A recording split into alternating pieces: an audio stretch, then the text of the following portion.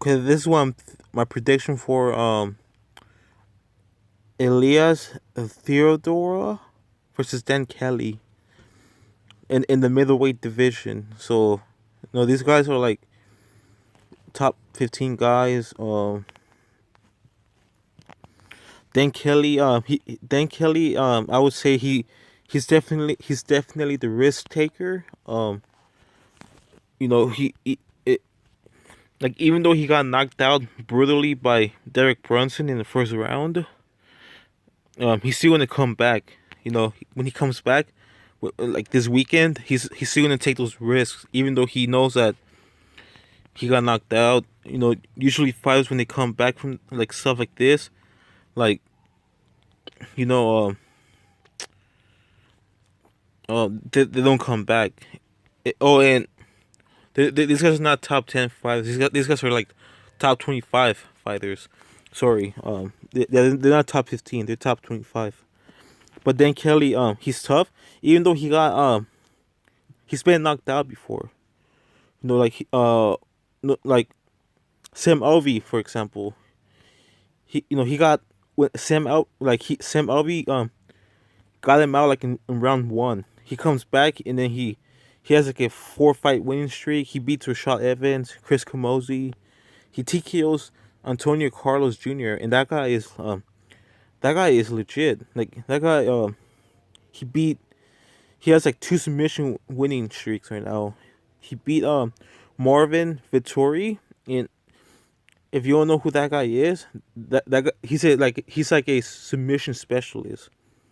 He's basically a submission specialist. Like he's always, like he has like, he's known for his chokes, pretty much, his rear naked chokes, and his guillotine chokes. So like he's like a good guy in jiu-jitsu. He beat that guy. He didn't submit that guy because again that guy is good in the ground. He's good in the ground. But then Kelly, like he's tough. Like if you knock him out, when he comes back to fight again, he's gonna be even more tougher and do even more pressure. Like he doesn't care about brain damage, about being concussed. Like some fighters are. Like he's technically the opposite. Like he's literally the opposite of Elias, because Elias is not gonna go for the knockout or submission unless it presents itself. Unless it presents itself. Like he's not gonna go for the finish. Like the last time he got a finish was like years ago. Like 6 fights ago he got a finish. Like 5-7 fights ago he got a finish. Apparently by Roger Narvaez in the second round. It wasn't even a knockout. It was a TKO by a guy that doesn't even fight for the UFC anymore because he sucks. But like he lost to Brad Tavares. That makes sense. He beat Cesar Ferreira. That's an okay win. He had one of the worst fights I've ever seen with Sam Alvey and Thiago Santos. Not the most boring fight, but it was fun if you were Canadian. That's pretty much it. But because he trains with Farasa Hobby.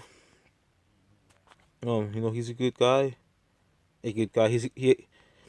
But from what I've seen, he trains a lot with Farasa Hobby. I don't know if that's his main camp, but so I've seen Farasa Hobby in his corner a lot. I don't know lately because I'm not a huge Elias fan, but I have seen Farasa Hobby and his corner. So he's more of a point fighter. He's more defensive than offensive. He's not gonna put pressure. If he's gonna put pressure, it's because he's going to get a takedown, and that's it, and smother you in the ground. But that's it. This is I like. I can see Elias going to decision with a boring ass fight, or I can see Dan Kelly getting a TKO win, like in the second round or third round. But if it goes to decision, it's going to clearly go to Elias. If we see a knockout or submission, it's going to be by most likely TKO. You know, it's going to be done by Dan Kelly, I believe, just because he takes the more risks. He doesn't care about being wobbled, hurt, tagged, rocked, KO, TKO, doctor stoppage. You know, he doesn't care if his eye's broken, if his eye socket's broken. He doesn't care. He's 100% offense. Elias is 100% defense. He's gonna move. He's like he's more smart.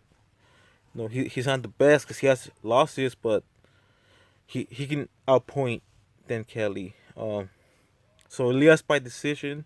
If we see TKO, which we probably won't because Elias has good defense, and then Kelly doesn't have good defense. Especially takedown defense, I believe. Like I'm wrong. He has good takedown defense. Scratch it off because Rashad Evans. He fought Rashad Evans, and he TKO Antonio Carlos Jr. So it's very hard to take him to the ground, but I feel like I'm gonna give Elias this one. I think he's just gonna jab him and move around and make this like the most boring fight and take this to decision, and kind of get back in the winning streak of things. But that's it. I'm not the. This fight is like. This is not like a meaningful fight, but it's like I like this fight because Elias is 100% defense and then Kelly is 100% offense. So I kind of like how it ends up going. Both guys lost their last fight. One of them definitely needs to fight to get back in the mix of things, in the top middleweight division. So I'm picking Elias, but don't be surprised if then Kelly knocks him out or gets a TKO win, like in the later in the fight. So thanks for listening. Peace.